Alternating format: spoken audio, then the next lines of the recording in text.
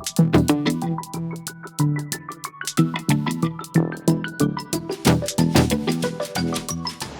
지금부터 시너지팀의 컴공감 프로젝트에 대한 발표를 시작하겠습니다.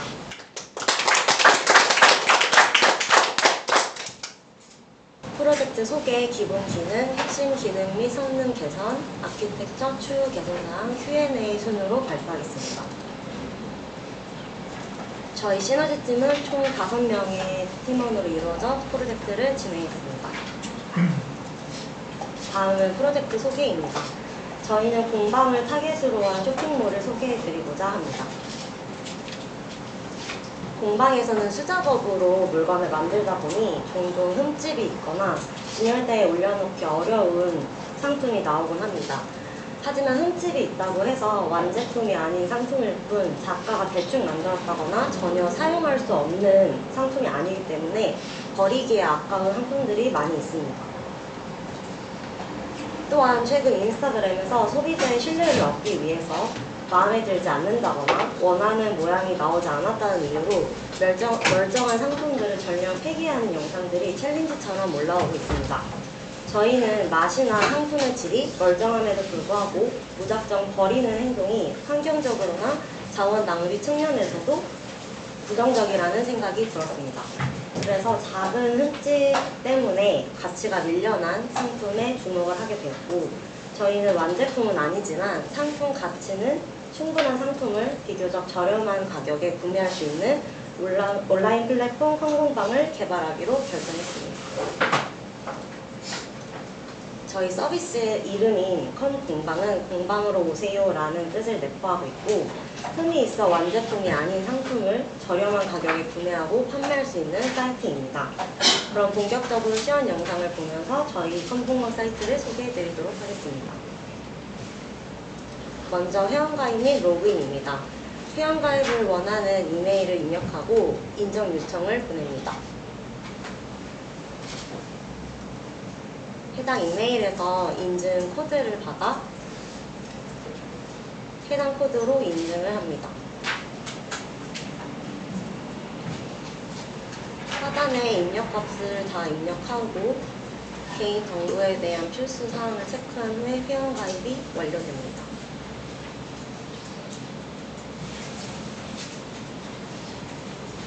회원 가입한 이메일로 로그인이 가능합니다.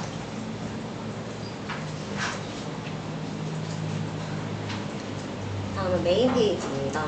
특정 해시태그 관련된 캐러셀들을 볼 수 있고 내가 원하는 상품을 찜하기가 가능합니다. 상단 탭의 이벤트 쿠폰에서 내가 원하는 쿠폰을 발급받을 수 있고 대기열로 들어간 후에 대기가 완료가 되면 쿠폰이 발급되었다는 알러트 창을 보실 수 있습니다. 마이 페이지의 쿠폰함으로 이동하면 쿠폰 내역을 볼 수 있고 전체 카테고리에서 해당 카테고리 클릭 시 내가 원하는 상품에 대한 검색을 할 수 있고 검색창에서 내가 원하는 키워드나 초성 키워드로 검색이 가능합니다. 상품을 클릭하면 상품 상세 페이지로 이동하고 옵션들을 선택하게 되면 장바구니에 해당 상품을 담을 수 있습니다. 하단에 보시게 되면 상세 정보, 후기 작성이 나오는데요. 구매를 한 상품만 후기 작성이 가능합니다. 하단에는 댓글로 문의를 남길 수 있고 비밀 댓글 등록도 가능합니다.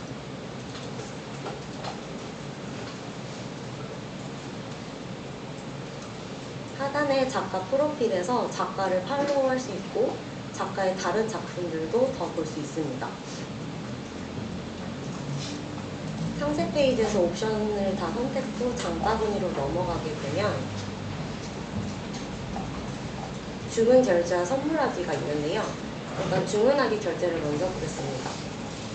쿠폰이 있다면 쿠폰을 적용하고 결제하기를 클릭하면 카카오페이 결제로 넘어가게 됩니다.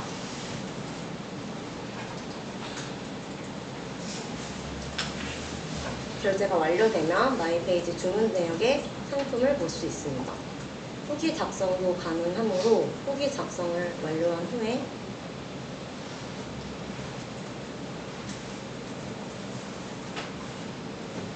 후기를 등록하게 되면 작성한 후기 탭에서 내역을 볼 수 있습니다. 다음은 선물하기입니다. 상품을 선택 후 선물하기를 클릭하면 받는 사람의 이메일과 선물 메시지를 입력할 수 있습니다. 똑같이 쿠폰이 있다면 쿠폰을 적용하고 카카오페이로 결제가 가능합니다.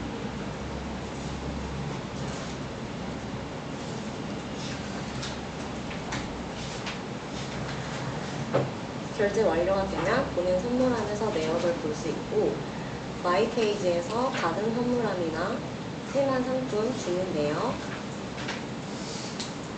팔로우하는 작가도 볼 수 있습니다.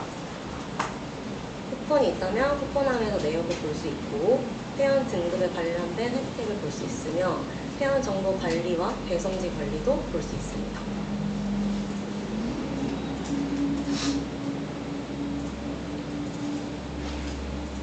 여기까지 기본 기능 시연 영상이었습니다. 지금 보시는 화면은 저희가 사이트 구현 시에 사용했던 기술 스택입니다.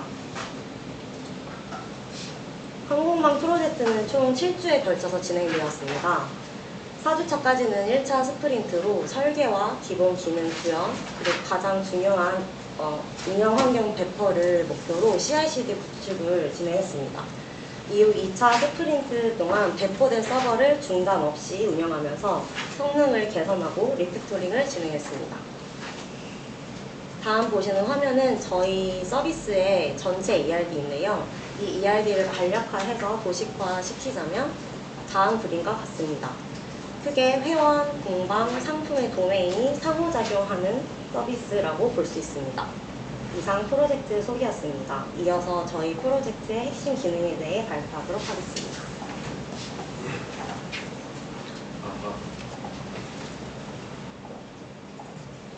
네, 그럼 이어서 저희 콩고구마의 핵심 기능입니다.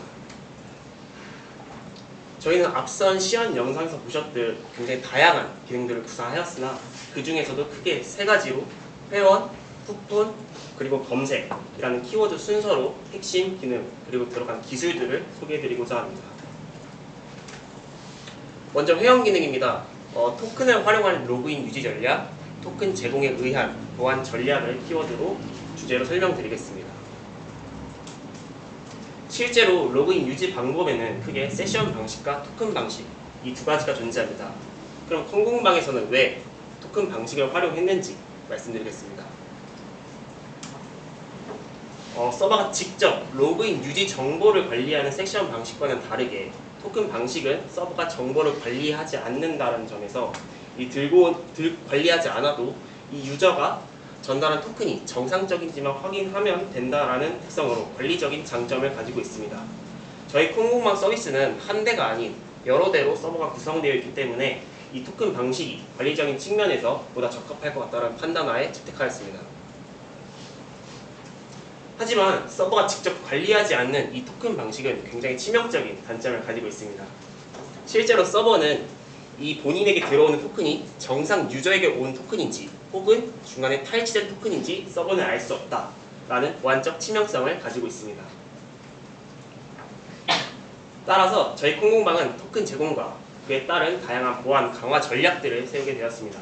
먼저 1차적인 보안입니다. 1차적인 보안 방법으로 사용자가 로그인할 때 사용자의 로그인 정보를 암호화한 JWT라는 액세스 토큰을 쿠키 안에 씹어주는 방식을 채택하였고 이 액세스 토큰을 전달할 때 아래 보시는 바와 같이 HTTP only 그리고 secure 설정을 추가로 달아주었습니다.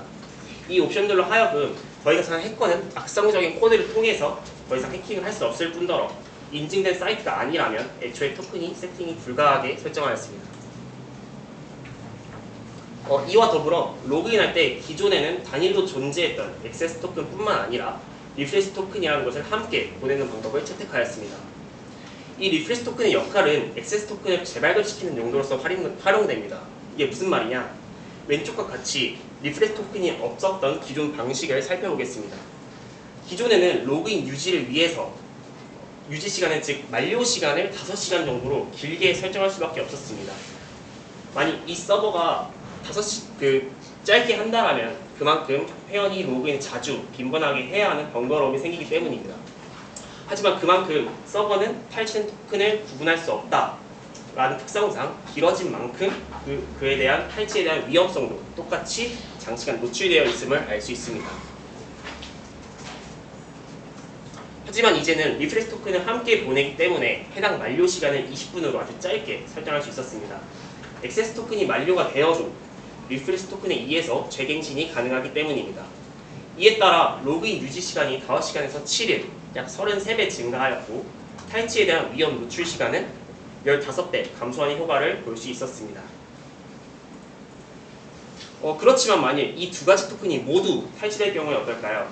이는 오히려 해커가 토큰을 7일 동안 자유롭게 갱신할 수 있게 된다는 점에서 큰 보안적 허점을 마주할 수 있었습니다. 이에 따라 조금 더 심화적인 보안 전략을 심어주기로 결정하였습니다. 따라서 2차적인 보안 방법, 리프레시 토큰의 블랙리스트 전략입니다. 블랙리스트 전략이란 로그한 요청이 들어오게 된다면 레디스라는 데이터베이스 공간 안에 토큰을 블랙리스트로 등록하여 더 이상 있어서는 안 되는 토큰으로 만들어버리는 방법입니다. 만약 이렇게 된다면 로그한 요청에 의해 블랙리스트로 등록이 되어 있는데 해커가 그 해당 토큰으로 요청이 들어오게 된다면 그 즉시 이는 불법 토큰으로 판단하여 그 즉시 해커의 토큰을 삭제시켜버리는 효과를 얻을 수 있었습니다. 물론 아직까지 유저가 종료할 때 로그아웃을 누르지 않는다라면 그 20분간의 탈취에 대한 대처는 쉽지 않다라는 점이 숙제는 남아있겠으나 이러한 일련의 과정으로 저희 콩공방은 토큰의 보안성을 높일 수 있었습니다. 그럼 이상 회원 기능을 마치고 다음 핵심 기능 쿠폰 기능입니다. 쿠폰 기능은 다음과 같은 순서로 진행됩니다. 저희 콩군방은 수제품을 보다 좋은 혜택으로 제공하고자 선착순 쿠폰 시스템을 도입했습니다. 하지만 이러한 기능을 구현하는 과정에서 쿠폰 수량이 한개 남았을 때 여러 사용자가 동시에 쿠폰 발급을 시도할 경우 쿠폰이 정상적으로 발급되지 않는 상황이 발견됐습니다. 원인을 살펴보니 여러 사용자가 동시에 남은 쿠폰 개수를 조회하고 발급을 시도할 때 시스템이 요청을 순서대로 처리하지 못했기 때문인데요. 이 때문에 요청이 많이 몰릴 경우 중복 발급 처리되거나 요청이 실패되는 경우가 발생했습니다. 이를 해결하기 위해 저희는 DB에 직접 락을 걸어 한 번에 한 사람만 발급할 수 있도록 하는 비간접 락 방식을 도입했습니다. 비간접 락을 통해 DB에 직접 락을 걸게 되면 앞순서 사람이 쿠폰 발급을 진행할 때 락이 걸리게 되며 쿠폰 발급이 모두 끝난 후 락이 해제되기 때문에 쿠폰이 중복으로 발급되는 문제를 해결할 수 있었습니다. 제이미터를 사용해서 서로 다른 1000명이 쿠폰 발급을 시도했을 때 발급이 실패할 확률을 측정해본 결과 비간접 락을 적용하기 전에는 에러율이 14%에 달했지만 비간접 락 적용 후 에러가 발생하지 않는 것을 확인하실 수 있습니다. 하지만 여전히 해결해야 할 3가지 문제가 남아있었습니다. 첫 번째로 락이 해제되기까지 대기 시간이 누적되어 처리 속도가 저하되었고 서로 다른 서버에서 자원이 동시 접근할 경우 병합이 발생하였고 마지막으로 트래픽 폭증 시 이를 DB랩에서만 처리하다 보니 DB 병목 현상이 발생했습니다. 결국 많은 요청이 몰려 서버가 중단되는 상황까지 발생했습니다. 따라서 저희는 모든 요청을 한 번에 처리하는 것이 아닌 서버가 처리할 수 있을 만큼만 순차적으로 처리하기 위한 대기열 시스템을 도입했습니다. 저희는 대기열을 위해서 레디스를 선택했습니다. 레디스는 디스크보다 빠른 입출력 성능을 가진 저장소로 싱글 스레드 구조로 동작하기 때문에 작업이 순서대로 실행됨을 보장받을 수 있습니다. 또한 레디스의 솔티스 자료 구조는 점수를 기준으로 값을 자동 정렬해줍니다. 이는 사람들의 도착 시간을 점수로 기록한다면 사람들을 도착 시간 순서대로 줄을 세우는 것과 동일합니다. 따라서 이런 특성을 활용하여 대기열을 효과적으로 구현할 수 있을 것이라 판단했습니다. 실제 대기열의 진행 과정입니다. 사용자로부터 쿠폰 발급 요청이 오면 이를 즉시 쿠폰 발급하지 않고 먼저 서버의 트래픽을 확인한 후 진입 순서대로 대기열에 진입시킵니다. 이후 주기적으로 대기열에서 활성화열로 사람들을 옮긴 후 쿠폰을 발급시켜줍니다. 여기서 활성화열의 크기를 기반으로 트래픽을 제한하는 방식으로 표현했습니다. 좌우측에 보이시는 표는 실제 대기열과 활성화열의 데이터가 저장되는 모습을 보여줍니다. 마찬가지로 JMeter를 통해 폰 발급 부하 테스트를 진행했을 때 대기열을 적용하기 전에는 서버가 도중에 중단되는 시점이 발생했지만 대기열을 적용 후에는 에러가 발생하지 않는 모습을 확인하실 수 있습니다. 이상으로 쿠폰 기능이었습니다. 다음으로는 검색 기능입니다.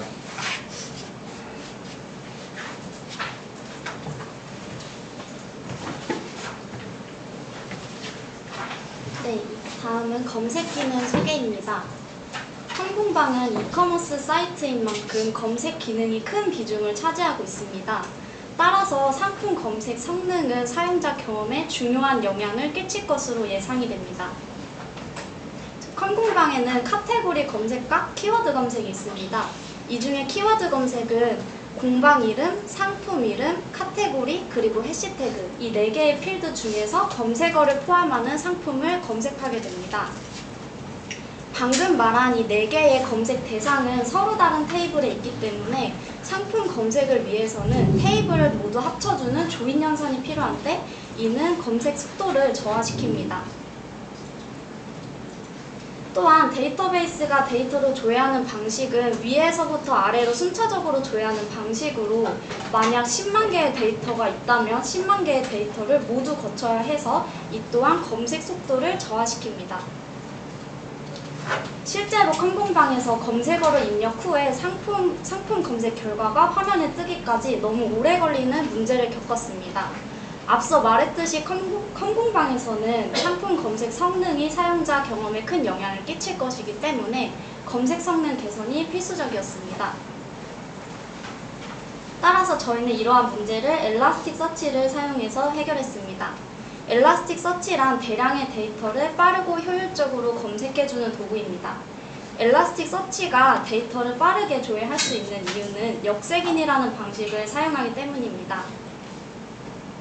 데이터베이스에도 색인이라는 검색 속도를 개선시킬 수 있는 방식이 있는데요. 이 색인 방식과 엘라스틱 서치의 역색인 방식이 어떤 차이점이 있는지 또 그래서 저희는 왜 엘라스틱 서치를 사용하게 됐는지 설명드리고자 합니다. 책을 보시면 목차와 찾아보기를 보신 적이 있을 겁니다. 목차는 아시다시피 페이지를 기준으로 내용을 정리한 방식이고 찾아보기는 내용을 기준으로 페이지를 정리한 방식입니다. 저희는 이 목차와 찾아보기를 통해 책에서 원하는 내용을 빠르고 쉽게 찾아낼 수 있습니다. 이 데이터베이스의 인덱스 방식도 충분히 검색 속도를 개선시킬 수 있음에도 불구하고 저희가 엘라스틱 서치를 사용한 이유는 엘라스틱 서치가 단어를 저장할 때 단어를 분해하고 분석해서 저장해두기 때문입니다. 예를 들어서 자동차라는 단어를 검색할 때 데이터베이스에서는 정확히 자동차라는 단어만 검색할 수 있는 반면에 엘라스틱 서치에서는 자동차, 자동, 차 이와 같은 단어들을 모두 인식할 수 있기 때문에 더 정교한 검색이 가능합니다. 또한 엘라스틱 서치에서는 초성 검색 기능과 같은 고급 기능을 추가로 제공해주기 때문에 저희는 엘라스틱 서치를 사용하게 됐습니다. 엘라스틱 서치에서 상품을 검색하기 위해서는 먼저 데이터가 있어야겠죠. 따라서 데이터베이스에 있는 데이터와 엘라스틱 서치에 있는 데이터를 동기화시켜주는 과정이 필요했습니다. 저희는 이 데이터 동기화 도구로 로그스태시를 사용했습니다. 로그스태시는 데이터 수집 파이프라인 도구로 데이터를 수집하고 처리해서 엘라스틱 서치와 같은 저장소로 보내주는 역할을 합니다. 저희는 이 로그스태시 파이프라인을 이용해서 5분마다 데이터베이스의 데이터를 엘라스틱 서치로 보내주도록 했습니다. 실제로 엘라스틱 서치가 검색 성능을 개선을 했는지 확인해보기 위해 JMeter라는 부하 테스트 도구를 이용해서 성능을 측정해보았습니다. 200개의 스레드 수, 즉 200명의 사용자가 1초에 20번의 요청을 보낸다고 했을 때 엘라스틱 서치 도입 전에는 평균 응답 시간이 약 12.6초였던 반면에 엘라스틱서치 도입 후에는 평균 응답 시간이 약 6.7초로 검색 성능이 약 1.9배 정도 증가한 것을 확인할 수 있었습니다. 결론적으로 저희는 엘라스틱서치를 사용해서 검색 속도를 개선시키고 또 초성 검색과 같은 추가 기능을 제공해서 사용자 검색 경험을 개선시켰습니다. 지금까지 검색 기능 소개였습니다. 다음은 시스템 아키텍처 소개가 있겠습니다.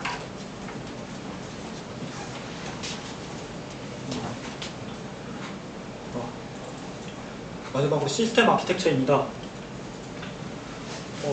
먼저 저희 전체 시스템 아키텍처입니다.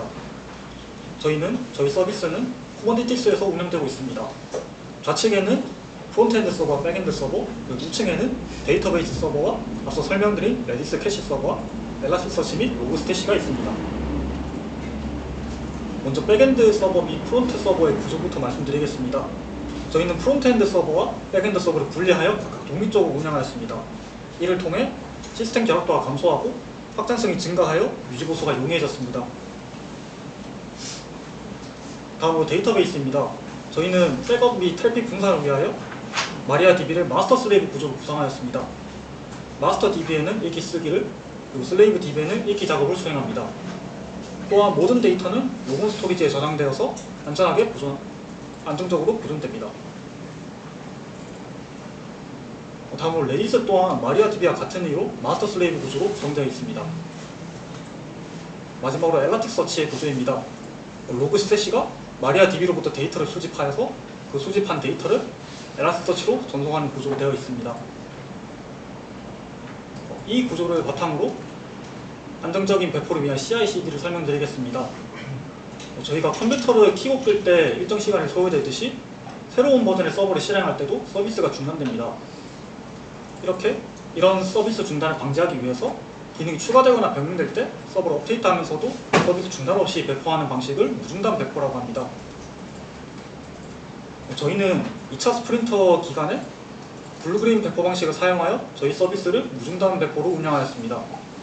블루 서버의 홀수 버전을 그린 서버의 짝수 버전을 배포한 뒤 안정성이 확보되면 트래픽을 배포한 서버로 전환하는 방식입니다. 이를 통해 사용자에게 끊김없는 서비스를 제공할 수 있습니다. 저희가 블루그린 배포 방식을 채택한 이유는 크게 두 가지가 있습니다. 먼저 배포한 버전에서 문제가 발생했을 경우 즉각적인 롤백이 가능하여서 시스템의 안정성과 신뢰성을 유지할 수 있습니다. 그리고 두 번째로 저희는 실시간으로 진행되는 선착순 쿠폰 기능을 보유하고 있어서 이런 공정하고 일관된 서비스를 제공하기 위해서는 블루그린 배포 방식이 저희 서비스와 적합하다고 생각하였습니다. 저희는 이런 무중단 배포 방식을 포함하여 젠킨스를 활용해서 저희 서버 운영을 자동화하였습니다. 그 젠킨스를 활용한 자동 배포 과정을 간략하게 설명드리겠습니다. 먼저 개발자가 GitHub의 소스코드를 푸시하면 웹폭 2를 감지해서 젠킨스가 배포 작업을 시작합니다. 젠킨스는 새로운 버전의 도커 이미지를 빌드해서 도커에 푸시를 합니다.